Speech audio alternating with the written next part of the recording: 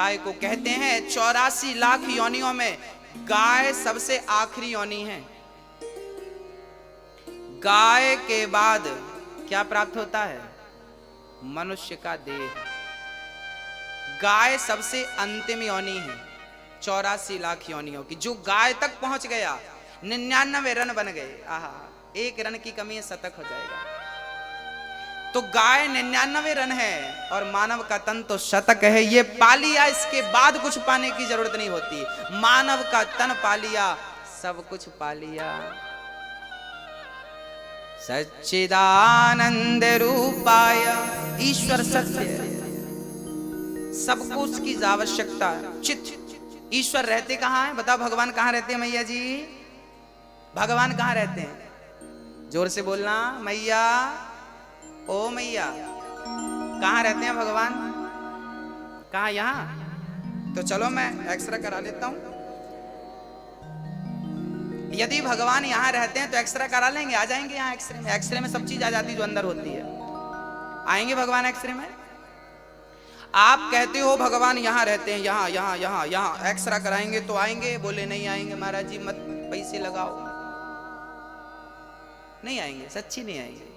भगवान को आपने गलत जगह बिठा रखा है। भगवान यहां नहीं होता। आप कहते यहां होता। भगवान मंदिर में, ना भगवान मंदिर में होते हैं, ना भगवान तीर्थों में होते हैं, ना भगवान हृदय में होते हैं, ना भगवान कण कण में होता है। भगवान कहां होता है? बोले भगवान तो भक्त के विश्वास में होता है। अगर विश्वास है तो भगवान है। जिनको विश्वास है उन्हीं के लिए मंदिर में भगवान है। जिनको विश्वास ही नहीं उनके लिए मंदिर में पत्थर है। मंत्र जाप मम दृढ़ विश्वासा, पंचम भजन सुवेद प्रकाशा। भगवान कहां होता है? कहां होता है? विश्वास। प्रहलाद जी ने कहा कि ये भगवान है। हिरण्यकश्यपु ने कहा चल बोल, कहां तेरा भगवान? खंबा पर है। प्रहलाद जी ने इशारा कर दिया इस खंबे पे है। हिरण्यकश्यपु ने कहा इस खंबे पे है? हाँ हाँ इस खंबे पे है। जो खड़ग निकाल कर प्रहार किया, खंबा टूट गया। कहां है तेरा भगवान? अब भगवान को लगा कि यदि मैं आज नहीं निकला तो मेरे भक्त का वचन मिथ्या हो जाएगा, फिर कौन यकीन करेगा। तो भक्त के वचन को सिद्ध करने के लिए भगवान नरसिंह को प्रकट होकर यह कहना पड़ा कि मेरा भक्त जिस तरफ इशारा कर दे मैं वहीं हूं। भगवान कहां? बोले भक्त की जहां हां भगवान वहां।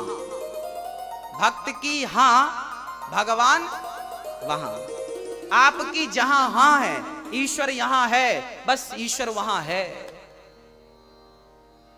प्रेम चाहिए।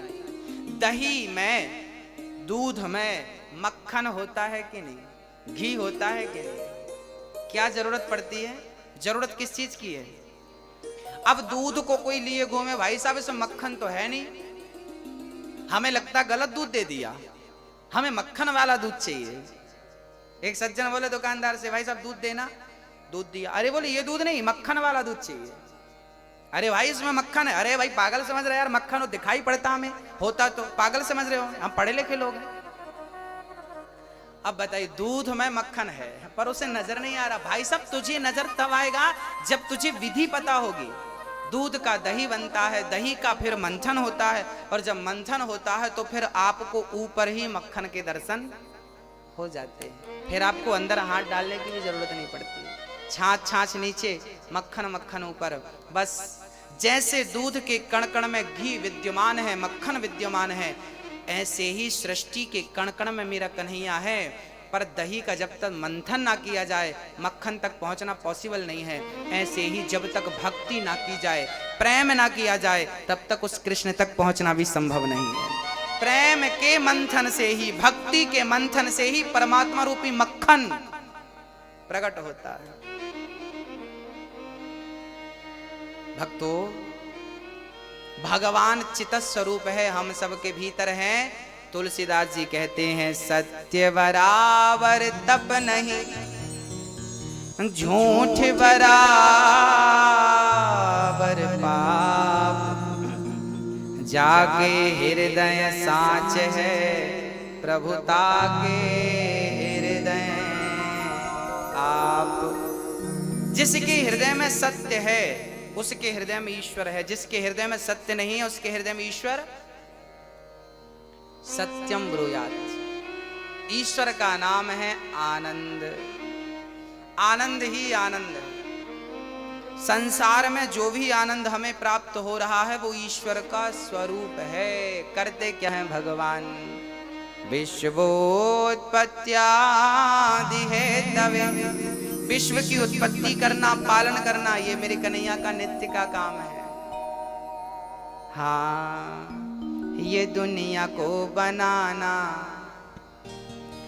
ये दुनिया को बनाना, बना के फिर चलाना, बस इसी का काम है। बड़ा जबरदस्त इसका इंतजाम है। ये दुनिया को बनाना, बना के फिर चलाना, बस इसी का काम है। बड़ा जबरदस्त इसका इंतजाम है। ये कन्हैया का काम है, हमें बनाना, हमें जन्म देना। माँ के गर्भ में 9 महीने तक हमें बनाया, फिर हमें बाहर किया। जब दांत न थे तब दूध दिया। देखिए भगवान की कितनी बढ़िया परवरिश है हमारे लिए। जब दांत न थे तब दूध दियो, अब दांत दियो तो को अन्न भी दे हैं। जल में छल में पशु पक्षिन की, सबकी सुधि लेते हैं, तेरे हूँ ले हैं। जान को देते अजान को देते, जहान को देते वो तो को भी दे हैं। रे मन मूर्ख सोच करे क्यों, सोच करे कछु हाथ न आए। जब दांत नहीं थे तब पीने को दूध दिया, अब दांत दिया है तो चिंता ना कर, पेट भर भोजन देगा ही सही। वो भूखा घुमा सकता है पर भूखा किसी को सुला नहीं सकता। ये भगवान का काम है, सृष्टि बनाना, पालन करना। एक रूप में भगवान, विष्णु के रूप में भगवान सृष्टि को हाँ पालित करते हैं, पालन करते हैं। ब्रह्मा रूप में उत्पन्न करते हैं, शिव रूप में संहार करते हैं। तापत्रय विनाशाय कहते हैं, जो भगवान की शरण में होता है जीवन में कभी दुख नहीं आता। कोई तन दुखी, कोई मन दुखी, कोई धन बिन रहते उदास, थोड़े थोड़े सब दुखी, सुखी राम के दास। संसार में सब दुखी हैं, कौन सुखी है? केवल भगवान के भक्त, वो सुखी है। इसलिए उनके बनकर रहिए। ऐसे भगवान राधा कृष्ण सहित कृष्ण को, राधा सहित श्री कृष्ण को, श्री कृष्णाय वयम नुमः, हम उन्हें नमस्कार करते हैं। बोलिए कृष्ण कन्हैया लाल की। यम प्रव्रजन्त मनुपेत मपेत कृत्यम, द्वैपायनो विरह कातर आजुहाव। पुत्रेति तन्मयतया तर्वोभिने दुष्टं, सर्वभूत हृदयं मुनिमानतोऽस्मि। सुखदेव भगवान का जन्म हुआ। अच्छा, भागवत जी सबसे पहले किसने किसको सुनाई आपको विदित है? श्रवण करिए। ये भागवत कितनी बड़ी है मैं आपको बताता हूं। भागवत में श्लोक कितने हैं? 18,000। कितने श्लोक है मेरी माँ? अध्याय कितने हैं? 335। स्कंध कितने हैं? 12, 12।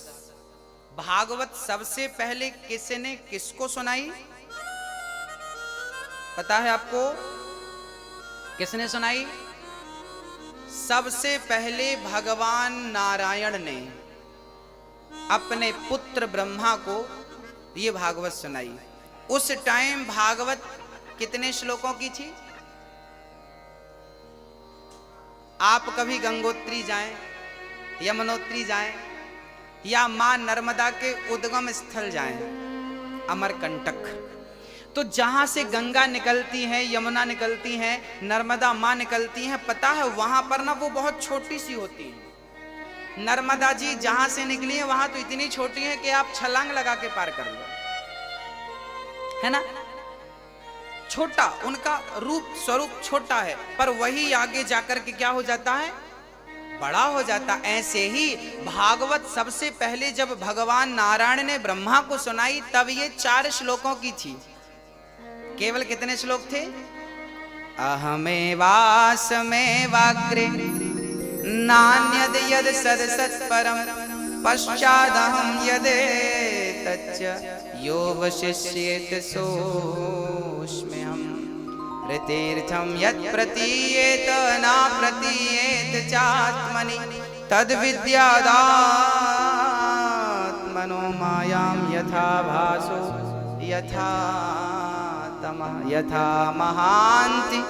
4 श्लोकों के बड़े सुंदर शास्त्रों में हमारे गुरुजनों ने वर्णन किए हैं। फिर वही 4 श्लोक ब्रह्मा जी ने अपने पुत्र को सुनाया, देवर्षि नारद जी को।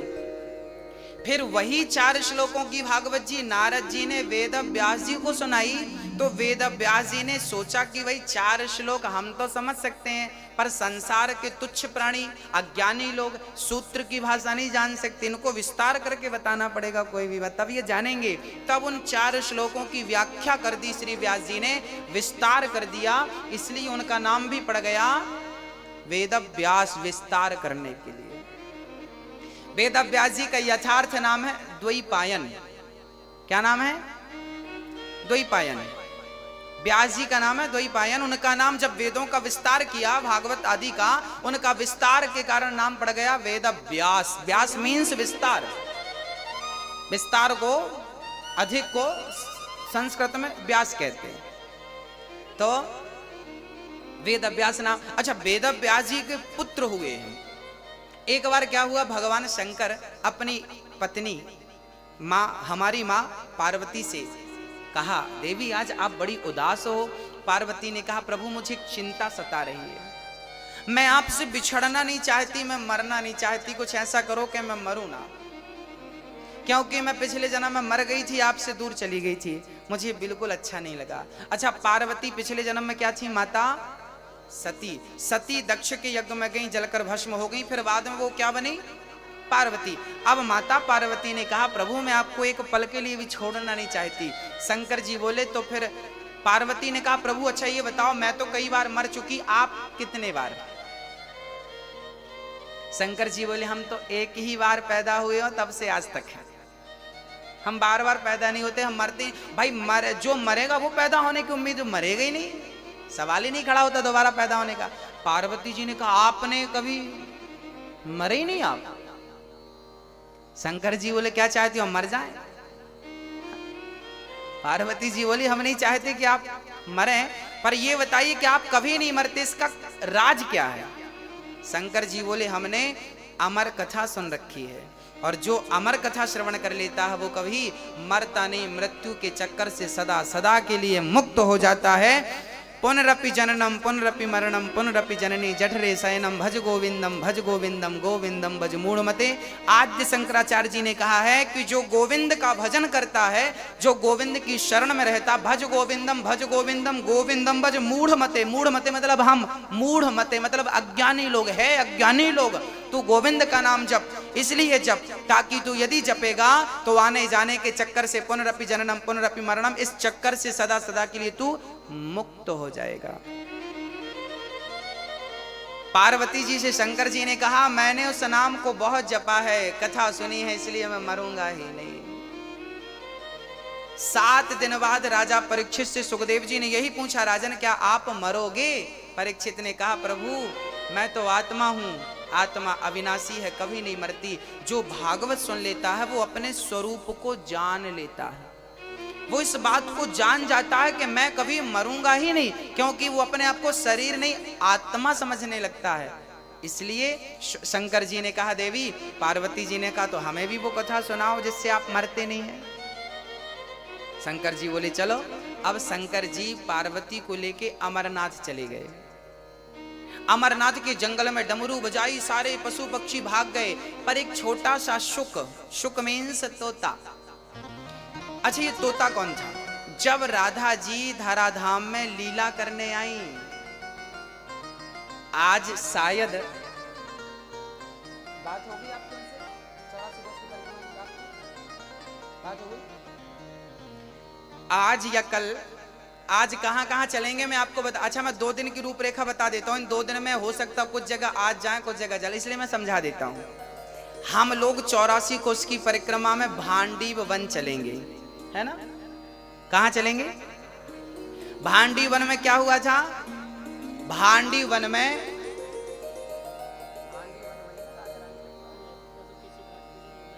हाँ जी, भांडी वन में हम लोग इसलिए चलेंगे क्योंकि भांडी वन में भगवान श्री कृष्ण का राधा जी से विवाह हुआ था। आप लोगों को पता है ना, लोग कहते राधा जी से प्रेम किया तो विवाह क्यों नहीं किया। आज हम आपको 84 कोस की परिक्रमा में वो जगह दिखाएंगे, आज या कल, एग्जैक्ट आज नहीं कह सकता मैं, आपको वो जगह का दर्शन कराएंगे जिस जगह पर भगवान श्री कृष्ण का राधा से विवाह कराया था। किसने कराया था? ब्रह्मा जी ने। किसने लिखा है इस बात को? गर्गाचार्य जी ने। गर्गाचार्य जी गर्ग संहिता में इस बात को लिखते हैं। राधा जी का जिस स्थान पर विवाह हुआ था उस जगह का दर्शन करने का हमें सौभाग्य मिलेगा।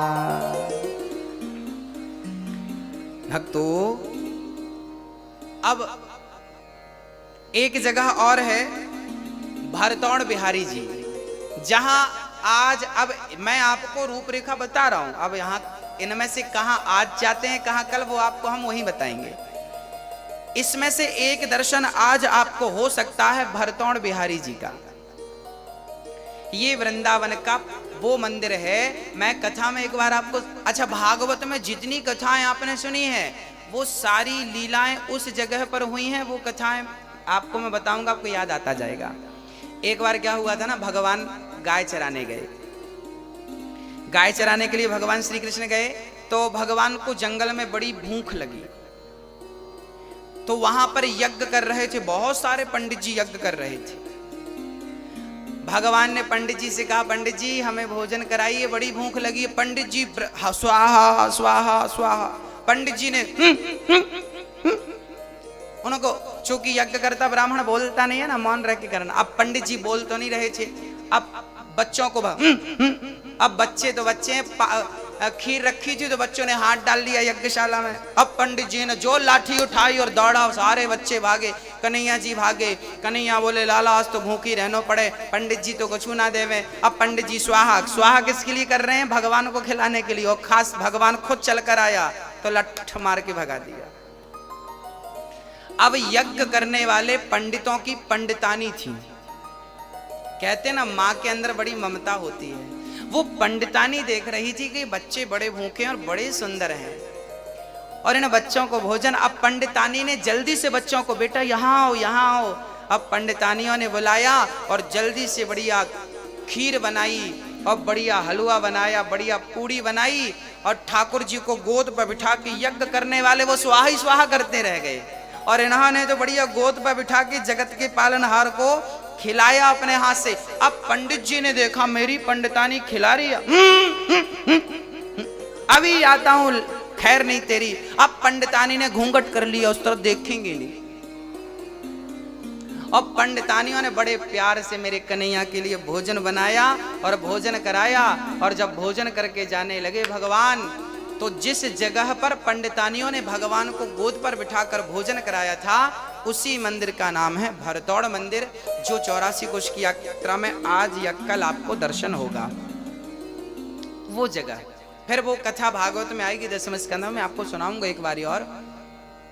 पंडितों को फिर दर्शन भगवान ने नहीं दिया। फिर वो जब भगवान चले गए तब हवन करते ब्राह्मणों को आकाशवाणी हुई, अरे पंडितों, जिसके लिए तुम हवन कर रहे हो वो तो तुम्हारे द्वारे पर आया, तुमने डांट कर भगा दिया। अब तो सारे पंडित रोने लगे, प्रभु अपराध हो गया, हम आपको पहचान नहीं सके, बड़ी गलती हो गई, क्या करें प्रभु। तब भगवान ने कहा, अपनी पत्नियों का दर्शन करो, तुम्हारी पत्नियों का दर्शन करोगे तो तुम्हारी पत्नियों में ही अब भगवान का दर्शन होगा। तब वो पंडित लोग जाकर अपनी पत्नियों का दर्शन किया कि तेरी गोद सफल हो गई, जो तेरी गोद में आज जगत का पालनहार बैठ गया और तेरे वो हाथ सफल हो गए जिन हाथों से तूने जगत के पालनहार को भोजन करा दिया। तब अपनी पत्नियों का दर्शन किया। भगवान को फिर भी दर्शन, भगवान का दर्शन नहीं हुआ पंडितों को। फिर आप कितना भी यज्ञ कर लो, कितना भी कुछ कर लो, पर आपके भीतर प्रेम नहीं है, क्योंकि मिला ही न रघुपति बिनु अनुरागा, कि ये जोग जप ज्ञान विरागा। हाँ हाँ, आज यमुना पूजन के साथ हम लोग यात्रा उठाएंगे। यमुना पूजन के बाद हम बेलवन लक्ष्मी मंदिर चलेंगे, माट भांडीर वन चलेंगे, बंसीवट चलेंगे। बंसीवट कौन सा वट है जानते हैं? बंसीवट में जहां पर भगवान ने बंसी बजा करके भक्तों को, गोपियों का आवाहन किया था। और मधुवन, मधुवन वही वन है जहां पर प्रहलाद ध्रुव जी ने तपस्या की थी। ध्रुव जी ने 6 महीने तपस्या की और भगवान को पाया था। वो ध्रुव जी की तपस्या स्थल, तपस्थली वहां पर है। मैं आपको दर्शन कराऊंगा। ये सारे दर्शन जो हैं आपको करा करके और फिर वही हम आपको समझाते रहेंगे कि ये दर्शन की ये महिमा है, ये दर्शन इसलिए हुआ। फिर उनका विस्तार कल की कथा में, कल के सत्य में करेंगे। बोलिए भक्त वत्सल भगवान की।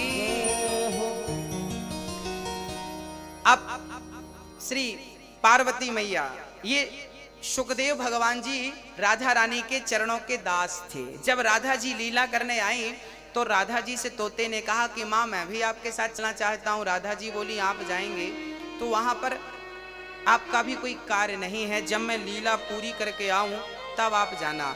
जब राधा रानी लीला पूरी करके चली गई, उसके बाद श्री सुखदेव जी आए और यहाँ पर जो शंकर जी पार्वती को जहां पर कथा सुना रहे थे, सुखदेव जी बैठे थे। शंकर जी ने पार्वती को कथा सुनाई। पार्वती जी ने आंख बंद करके कथा सुनी। उन्हें निद्रा आ गई, पार्वती जी सोने लगी। अच्छा, शर्त ये थी कि आप सो रही हो कि सुन रही हो इसकी जानकारी कैसे लगेगी? तो हुंका देना था। एक राजा था, आप भी हुंका देती जाओ, नहीं तो फिर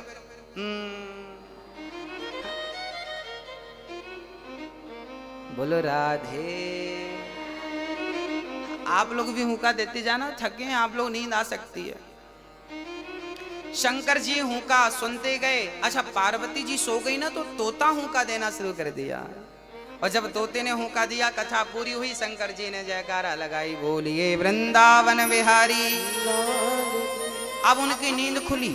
पार्वती जी ने कहा स्वामी जी आगे क्या हुआ, फिर क्या हुआ? शंकर जी ने कहा कथा तो पूरी हो गई, आप कहाँ थी? मैं सो गई थी। अच्छा, तो फिर हुंका तो बराबर मिला, जवाब किसने दिया? अब शंकर जी ने पलट कर देखा तो तोता बैठा था। शंकर जी ने त्रिशूल निकाला, चोरी से तुमने कथा सुनी। त्रिशूल निकाल कर दौड़े। व्यास जी की पत्नी मासिक धर्म से निवृत्त होकर के अपने केस सुलझा रही थी। वो तोता दौड़ता हुआ आया, उड़ता हुआ, और माँ के गर्भ में, व्यास जी की पत्नी के मुख से गर्भ में चला गया। शंकर जी ने कहा देवी हमारा चोर तुमने अंदर स्थान दिया है, अपने गर्भ में जल्दी से निकालो। व्यास जी की पत्नी ने कहा शंकर जी आपका चोरी क्या हो गया? आपके पास ऐसा क्या है कि कोई चुराएगा? चोर सारे मंदिरों में जाते हैं, शंकर जी के मंदिर में नहीं जाते। चोरों को शंकर जी के मंदिर में मिलेगा ही नहीं। और शंकर जी भी बड़े भोले भाले हैं। एक बार एक चोर शंकर जी के मंदिर में पहुंच गया, कुछ नहीं मिला तो शंकर जी के ऊपर घंटा लटक रहा था, टन टन टन बड़ा। चोर को लगा यार इसको बेचूंगा तो मिल जाएगा 2-4 हजार रुपए। अब घंटा निकालने लगा, पर शंकर जी के ऊपर कोई चेयर वगैरह नहीं थी कि पांव छड़के निकाले। अब कुछ था नहीं तो उसने शंकर जी की पिंडी पर, शिवलिंग पर, शंकर जी पर खड़ा हो गया और शंकर जी के ऊपर खड़ा होकर घंटा उतारने लगा तो शंकर जी प्रकट हो गए। बेटा दुनिया पुष्प चढ़ाती है, आज तूने अपने आप को चढ़ा दिया, मैं बहुत प्रसन्न हूं, बोल क्या चाहता है? पर चोर की बुद्धि भी भ्रष्ट थी। चोर ने कहा कुछ नहीं चाहता है, घंटा उतरवा दो बस। ये घंटे पे हाथ लगवाओ तो ये उतर जाए, तो 2-4 हजार का काम बने। जो सत्संगी नहीं है उससे मांगना भी नहीं आता, याद रखिएगा। मांगना भी सबको नहीं आता, पता है? हम लोग तुच्छ सी चीजें मांगते हैं। भगवान के सामने, भगवान के दरबार में जाकर कभी छोटी छोटी चीजें नहीं मांगनी चाहिए। क्या मांगना चाहिए? हाँ मैया, क्या मांगना चाहिए? भगवान से कभी कुछ नहीं मांगना चाहिए। कन्हैया हम तुझसे मांगने नहीं आए, हम तुझसे तुझको मांगने आए हैं, आपसे आपको मांगने आए हैं। हम आपसे चाहते हैं, आपको चाहते हैं, आपसे नहीं चाहते। हम आपसे क्या करेंगे चाह करके? हमें कोई चाह नहीं है, इच्छा नहीं है। हमें सब तो दिया मेरे बिहारी जी ने, बिना मांगे दिया। अब क्या चाह बताओ? वृंदावन का वास दे दिया 7 दिन के लिए, और क्या चाहिए? यहां पर तो हमारे रसिक भक्त कहा करते हैं कि प्रभु नाली का पानी पीना पड़े तो मैं नाली का पानी पी लूं, भक्तों का जूठन खाना पड़े, आप पत्तल में खा के जो फेंक देती हो वो चाटना पड़े, खाना पड़े, मैं वो खा लूंगा, पर बिहारी जी मुझे ब्रज से कभी दूर मत करना, मैं जूठन खा लूंगा। मैं आपकी रज नहीं छोड़ना, मतलब मैं वृंदावन को नहीं छोड़ना चाहता। ऐसी बात यहाँ के रसिक भक्त कहा करते हैं। यहाँ का बास बहुत बहुत पुण्य से मिलता है मेरी माँ, बहुत पुण्य से। इसलिए यहाँ आप आ गए हैं, ये आपकी खुशनसीबी है। यहाँ बिहारी जी आपको जितने दिन रोक के रखे हैं, ये बिहारी जी की कृपा। चल पड़े यम प्रव्रजंत मनुपेत मपेत कृत्यम। यम सुखदेव जी, सुखदेव जी जब चले तो व्यास जी ने रोका। पुत्रेति तन्मयतया, पुत्र पुत्र, बेटा रुक जाओ, तुम जन्म लेते ही निकल पड़े भाई, शादी विवाह कर लो, बच्चे आदि कर लो, फिर चले जाना।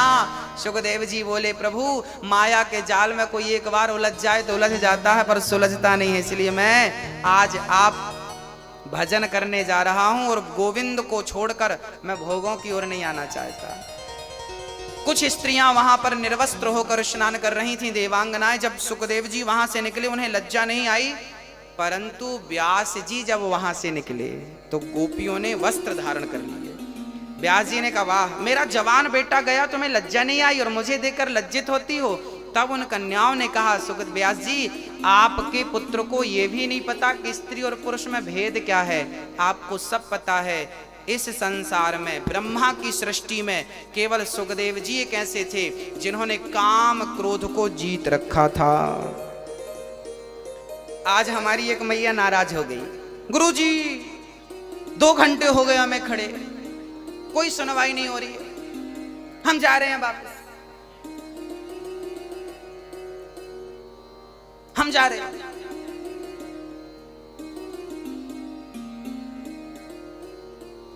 है ना, होता है। जब आप लोग बहुत देर तक खड़े रहते हैं, आप परेशान हो जाते हैं, तब आप ना चाह करके भी बोलते हैं। देखिए वृंदावन में आके पहली बात तो कभी हमें गुस्सा नहीं करना, और यहां आके हम कभी ये नहीं कह सकते कि हम जा रहे हैं।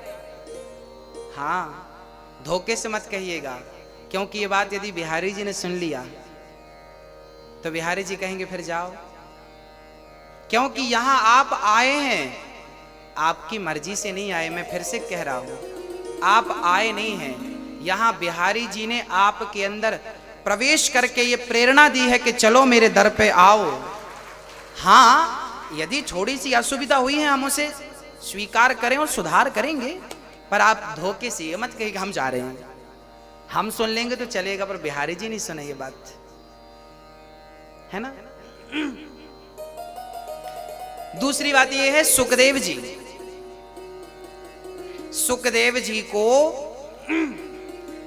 जी को राजा जनक के द्वार पे भेजा गया था।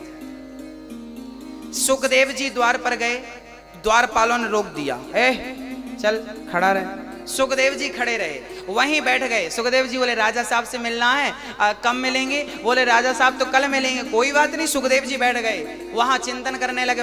कल फिर उठे, अब राजा साहब मिलेंगे? नहीं नहीं नहीं, आज नहीं मिलेंगे, कल मिलेंगे। भक्तों, शास्त्रों में लिखा है कि सुखदेव जी को 7 दिन तक द्वार पर बिठाया रखा, ना पानी मिला ना भोजन मिला। क्यों? क्योंकि सुखदेव जी को व्यास जी ने भागवत पढ़ाया। तो व्यास जी को लगा मैं अपने बेटे को भागवत तो पढ़ाऊंगा, क्या मेरा बेटा भागवत पढ़ने के योग्य है? क्या भागवत ये राजा परीक्षित को सुनाएगा तो क्या कथावाचक के योग्य है? क्या ये कथावाचक बन सकता है? क्या ये कथा सुनाने के योग्य है? क्या कथा पढ़ने समझने सीखने के योग्य है? तब पिता स्वयं व्यास जी ने अपने पुत्र शुकदेव जी को भेजा और जनक से कहा कि आप मिलना मत, मैं इसकी परीक्षा ले रहा हूं। 7 दिन तक द्वारपालों ने जलील किया शुकदेव जी को। चल यहां बैठ, यहां नहीं, चल यहां बैठ। 7 दिन तक जलील किया, खाना पीना कुछ नहीं। पर धन्य है सुखदेव जी कि उन 7 दिन में इतनी सी भी गुस्सा, इतना सा भी क्रोध नहीं आया। अब व्यास जी समझ गए कि मेरा बेटा कथा सुनाने और सुनने के योग्य है। देखिए, कथा सुनने का योग भी सब नहीं है, याद रखिए। आप लोग सुन रहे हैं, आप ईश्वर की कृपा है, पर कथा सुनने के योग्य कौन है? सुनाने की काबिलियत किसके अंदर है? जिसके अंदर गंभीरता हो, सहनशीलता हो। हाँ, ये नहीं कि हम आए और हम बस गुस्सा करने ना। शांति, समुद्र कभी अपनी मर्यादा नहीं छोड़ता। हमें भी अपनी शांति की मर्यादा, शांति का परिचय नहीं छोड़ना चाहिए। शुकदेव जी 7 दिन के बाद जब राजा जनक से मिले, आहा, वार्तालाप हुई, कोई शिकायत नहीं कि साहब हम 7 दिन से खड़े रहे आपके द्वार पे, हम मिले ही नहीं और हम जा रहे हैं, तो मत मिलो ना। ये लक्षण नहीं है। ये हम तुच्छ लोग हैं ना, हमें बात बात पर गुस्सा आता है, क्रोध आता है।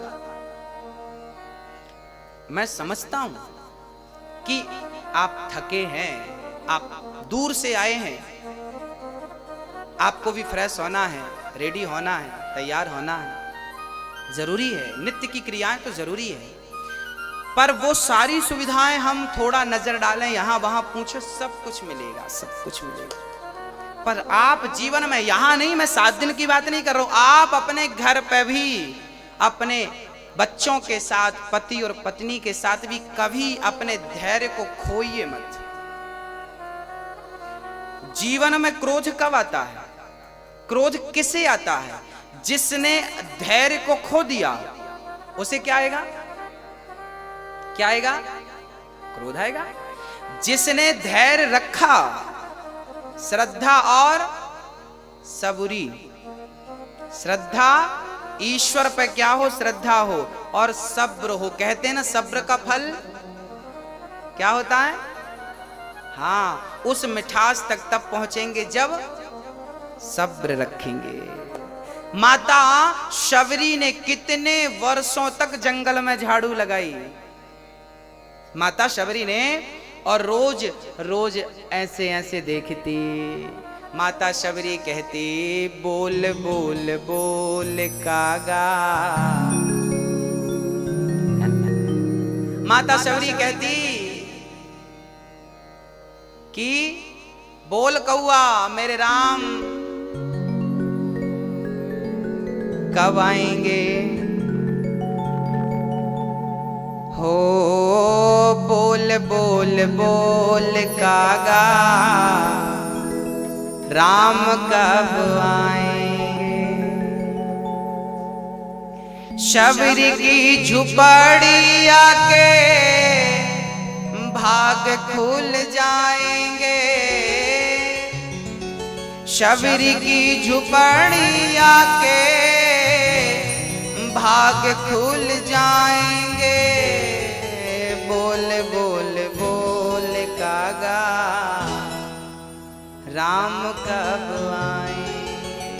पूरी जिंदगी इंतजार, आए नहीं राम जी, लगाई कहाँ देर रे। हाँ, शबरी ने रखे हैं चुन चुन के पेड़ रे। किसी ने कहा राम जी आएंगे तो क्या करोगी? राम जी आएंगे, हम जंगल को जाएंगे। जंगल में जाके मीठे मीठे बेर लाएंगे और बेरों का भोग अपने राम को लगाएंगे।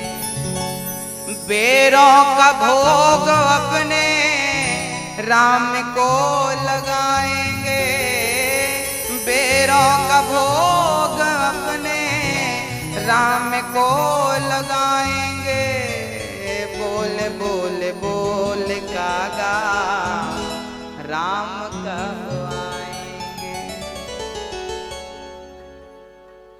पूरी जिंदगी निकल गई पर सेवा नहीं छोड़ी, पूरे जंगल में झाड़ू लगाती। किसी ने कहा माता शबरी ये पूरे जंगल में झाड़ू क्यों लगाती है? बोले कब आ जाएं कहां से आ जाएं कोई नहीं जानता, मेरे राम के चरणों में कांटे ना चुभे, कंकड़ ना चुभे, कोई पत्थर ना लग जाए, पूरा जंगल साफ कर देती है। सेवा नहीं छोड़ा माता शबरी ने। और हमें भी क्या नहीं छोड़ना चाहिए? सेवा। माता शबरी राम की सेवा क्या करती थी? झाड़ू लगाकर अपने गुरु जी के बर्तन धुलती थी, गुरु जी के चरणों की सेवा। जिस रास्ते से गुरु निकलते झाड़ू लगा देती। वो राम को नहीं जानती थी पर गुरु को जानती थी, और गुरु को जान गई तो गुरु ने राम तक पहुंचा दिया। यही गुरु का काम है। जो गुरु तक पहुंच जाता है वो राम तक पहुंच जाता है। इसलिए जीवन में गुरु की आवश्यकता होती है, क्योंकि गुरु तक शबरी पहुंची तो राम तक पहुंची। माता शबरी को राम तक किसने पहुंचाया? मतंग मुनि ने। आपके गुरु का नाम क्या था? जब गुरु जी मरने लगे, जिस दिन राम जी का वनवास हुआ उस दिन मतंग मुनि ने अपना शरीर पूरा किया। पर मतंग जी जब जाने लगे तो माता शबरी बोली गुरु जी कहाँ जा। देखो शबरी कितनी भोली थी, वो ये भी नहीं जानती थी कि मरना क्या होता। गुरु जी मरने लगे, सब बोले गुरु जी जा रहे हैं, सब रोने लगे गुरु जी। अब शबरी आई और गुरु जी कहाँ जा रहे हैं? बेटी हम जा रहे हैं। गुरु जी हमें भी ले चलो। शबरी कहती गुरु जी हमें भी साथ ले चलो। गुरु जी बोले बेटी अभी तू मत जा, अभी मैं जा रहा हूँ। शबरी बोली प्रभु गुरुजी मेरे तो माई बाप आप हो और आप ही चले गए, मैं किसके भरोसे रहूंगी, मैं कैसे रहूंगी प्रभु। तब गुरु जी ने कहा शबरी तू अपनी कुटिया पर रहना और बस रोज झाड़ू लगाकर राम का रास्ता साफ करते रहना, वो राम आएंगे। शबरी बोली कि आएंगे तो मैं पहचानूंगी कैसे गुरुजी? गुरुजी ने कहा दो भाई होंगे, एक गोरा होगा एक सांवला होगा और दोनों के हाथ में धनुष और बाण होंगे। आप जब जिसको देखना और जिसको देखने से नेत्रों में जल आ जाए, प्रेम उमड़ जाए, समझ लेना कि वही मंजिल है जहां तुम्हें पहुंचना है, वही राघव है। और शबरी माता झाड़ू लगाती और गुरु के वचनों पर विश्वास कर लिया कि गुरु ने कहा है तो आएंगे जरूर। बस क्या कहा है? गुरु ने कहा है तो आएंगे जरूर। बस सब भूल गई, दुनिया को छोड़ दिया, बस झाड़ू लगाने का गुरुजी ने कहा है। झाड़ू लगाती और राम का वही चिंतन, गुरुजी ने कहा सांवले हैं धनुष बाण है तो वो सांवले रंग का चिंतन करती, धनुष बाण का चिंतन करती और बस वो देखती बुढ़ापा आ गया। आज जब साधु संतों के बीच में राम जी पहुंचे, साधुओं ने कहा प्रभु आप हमारी कुटिया में चरण रखो। राम जी ने कहा पहले मेरी शबरी माता का घर बता दो। शबरी माता कहाँ है? पहले मैं उनकी कुटिया पे जाऊंगा। जो बड़े बड़े तपस्वी संत थे जिनको अपनी तपस्या का अहंकार था, आज उनका अहंकार नष्ट हो गया कि भगवान तपस्वियों के घर नहीं प्रेमियों के घर पहले जाया करते हैं। इसलिए इतनी कृपा सांवरे बनाए रखना, ओ मरते दम तक सेवा में लगाए रखना। इतनी कृपा। दोनों हाथ उठाकर मस्ती से, यदि आप मस्ती से ठाकुर जी से प्रार्थना करेंगे तो प्रभु आपकी भी सेवा स्वीकार करेंगे।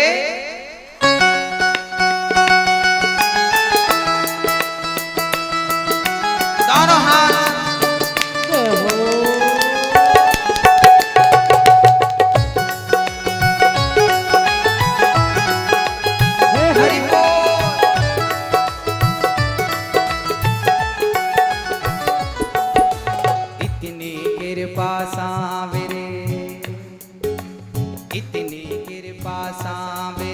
बनाए रखना, इतनी कृपा सांवरे बनाए रखना।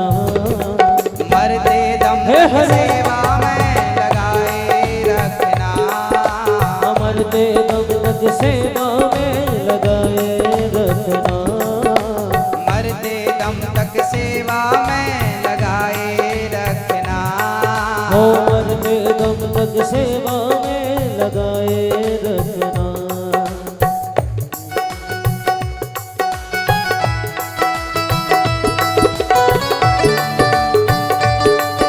हरि बोल, हरि बोल। जय हो। क्या हो?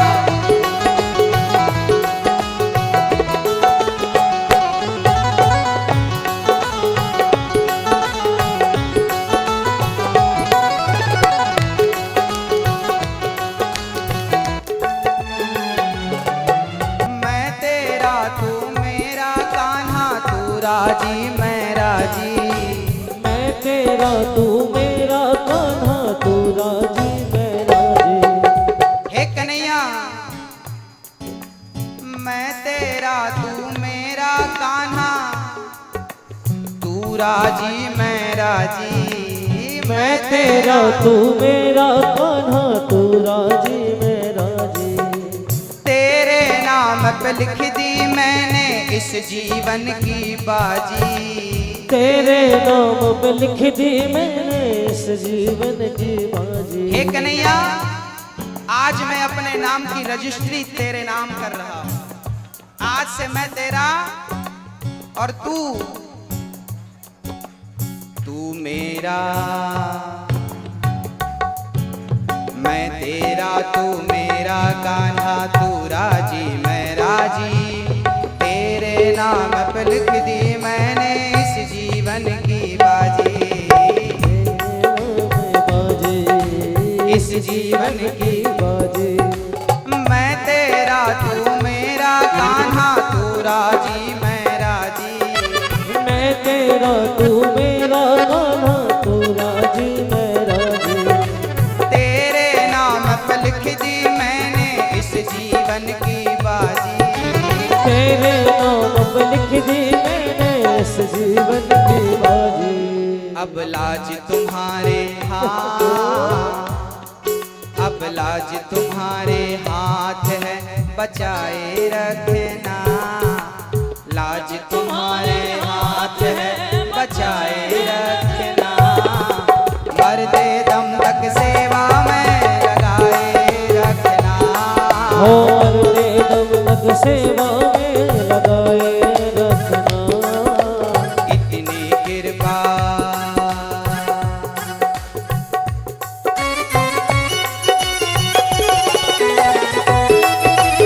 हरि बोल।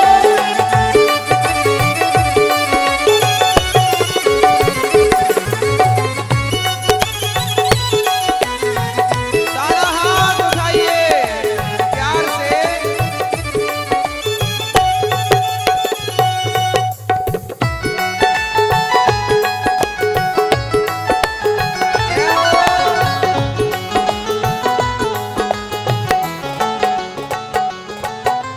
हाथ जोड़ मैं करूं प्रार्थना, भूल कभी ना जाना। हो हाथ जोड़ मैं करूं प्रार्थना, भूल कभी ना जाना। तेरे दर पर बना रहे बस मेरा आना जाना। तेरे दर पर बना रहे बस मेरा आना जाना। हे कन्हैया, मुझे कभी भूल मत जाना प्रभु, और तेरे दर पर मैं आता रहूं, तेरा दर्शन बार बार करता रहूं। हाथ जोड़ मैं करूं प्रार्थना, भूल कभी ना जाना। तेरे दर पर बना रहे बस मेरा आना जाना। हो मेरा आना जाना, मेरा आना जाना। हाथ जोड़ मैं करूं प्रार्थना, भूल कभी ना जाना। हाथ जोड़ मैं करूं प्रार्थना, भूल कभी ना जाना। तेरे दर पर बना रहे बस मेरा आना जाना। तेरे दर पर बना रहे बस मेरा आना जाना। दिन पर दिन ये सिलसिला बढ़ाए रखना। दिन पर दिन ये सिलसिला मरते दम तक सेवा में लगाए रखना। मरते दम तक सेवा में लगाए रखना। और कन्हैया से प्रार्थना क्या है? जन्म जन्म तक तेरा मेरा साथ कभी ना छूटे। जन्म जन्म तक तेरा मेरा साथ कभी ना छूटे। छूट जाए सांसों की लड़ियां नाम कभी ना छूटे। छूट जाए सांसों की लड़ियां नाम कभी ना छूटे। जन्म जन्म तक तेरा मेरा साथ कभी ना छूटे।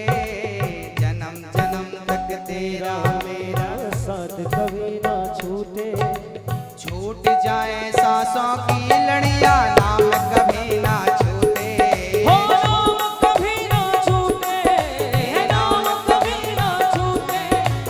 जन्म जन्म तक तेरा मेरा साथ कभी ना छूटे। जन्म जन्म तक तेरा मेरा साथ कभी ना छूटे। छूट जाए सांसों की लड़ियां नाम कभी ना छूटे। छूट जाए सांसों की लड़ियां नाम कभी ना छूटे। गोदी में हाँ गोदी में अनिरुद्ध को, गोदी में अनिरुद्ध को बिठाए रखना। गोदी में अनिरुद्ध को बिठाए रखना। मरते दम तक सेवा में लगाए रखना। मरते दम तक सेवा में लगाए रखना। मरते दम तक सेवा में लगाए रखना। इतनी कृपा सावरे बनाए रखना। इतनी कृपा सावरे बनाए रखना। मरते दम तक सेवा में लगाए रखना। मरते दम तक सेवा में लगाए रखना। मरते दम तक मरते दम तक सेवा में लगाए रखना।